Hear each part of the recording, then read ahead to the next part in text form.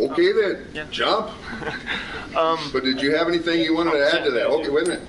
There's two of us, so one response doesn't get it. I don't know if y'all know this, but the first draft of the movie Star Wars was written by environmentalists. And it has a slightly different ending. In this version, they don't actually blow up the Death Star. Instead, what they do is they stand on the planet to be destroyed, and they hold hands or tentacles, and they sing "Give Peace a Chance." And they send a CD to Darth Vader. And they also organize boycotts of any corporation on which Darth Vader is a member of the board of directors. And they also make, they have the people on the planet... You got to be kidding. They have people on the planet make hemp hacky sacks that they then sell to people on the Death Star to show that the planet is actually economically viable. And there's a few people who get really, really brave. And what they do is they head up to the Death Star and they chain themselves to the transporters on the Death Star. And some of the ones break off because they think that's too wimpy. So they break off and they head down the walls. And they spray GLF, or Galaxy Liberation Front, on some of the walls.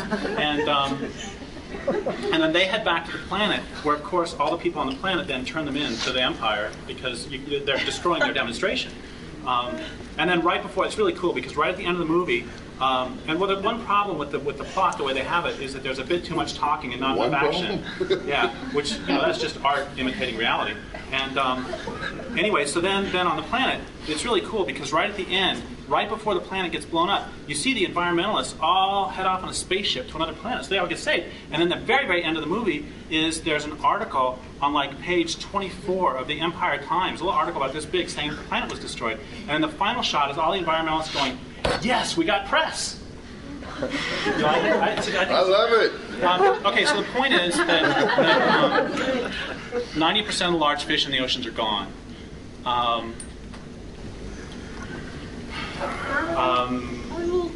Name your favorite atrocity. There was, what's the one about little girls and puberty? What are the figures on that? It's about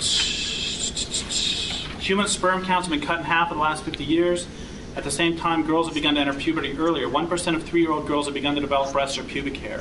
And only the last 6 years, the percentage of girls under 8 with swollen breasts or pubic hair has gone from 1% to 6.7% for white girls and 27.2% for black girls. How many people in this room have had someone you love die of cancer? That's actually really low.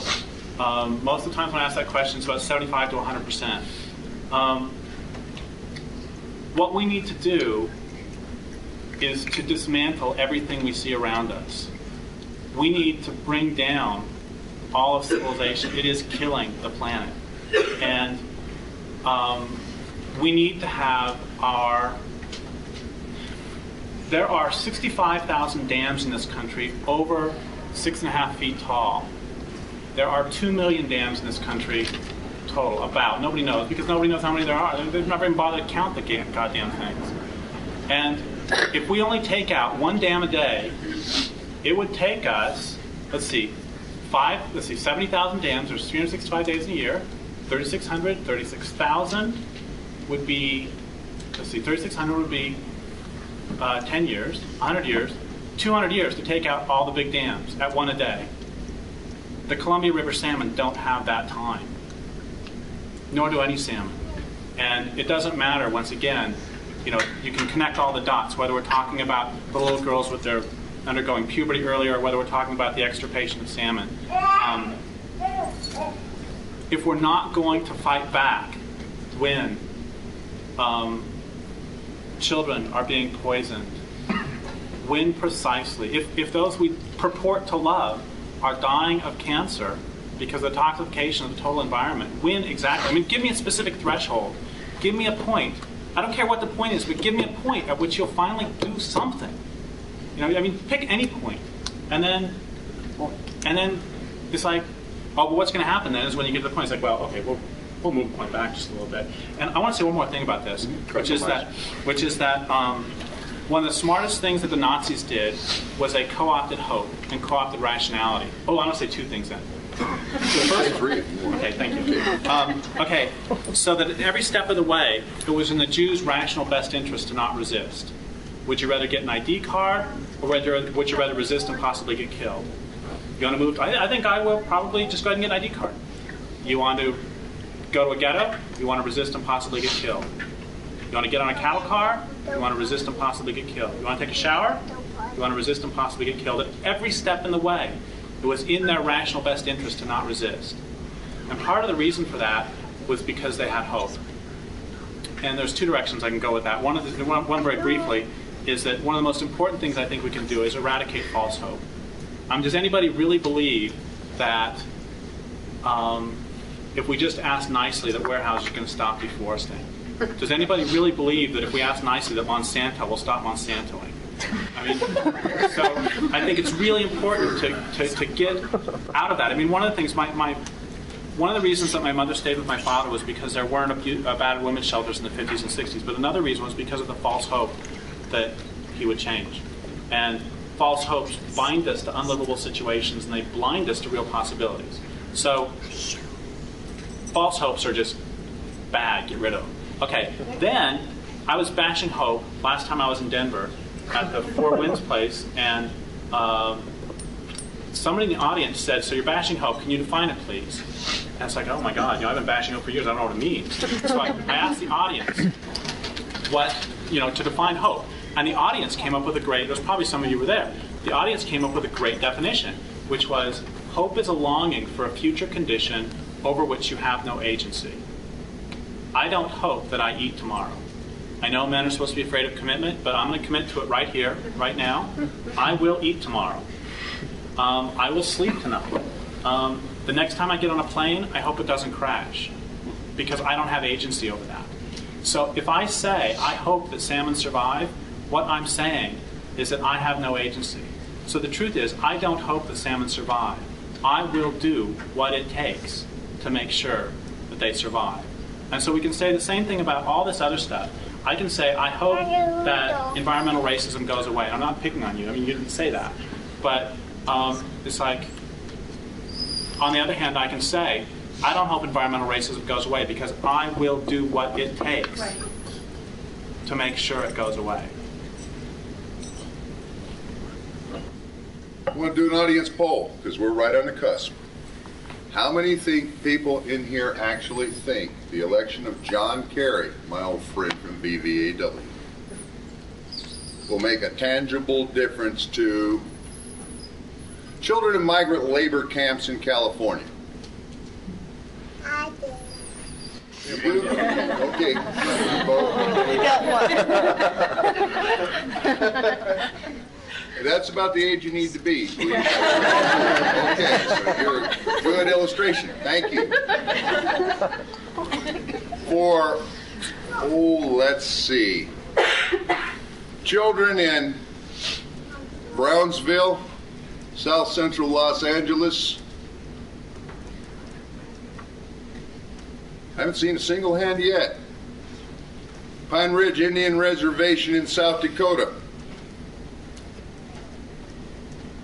Iraq, Afghanistan,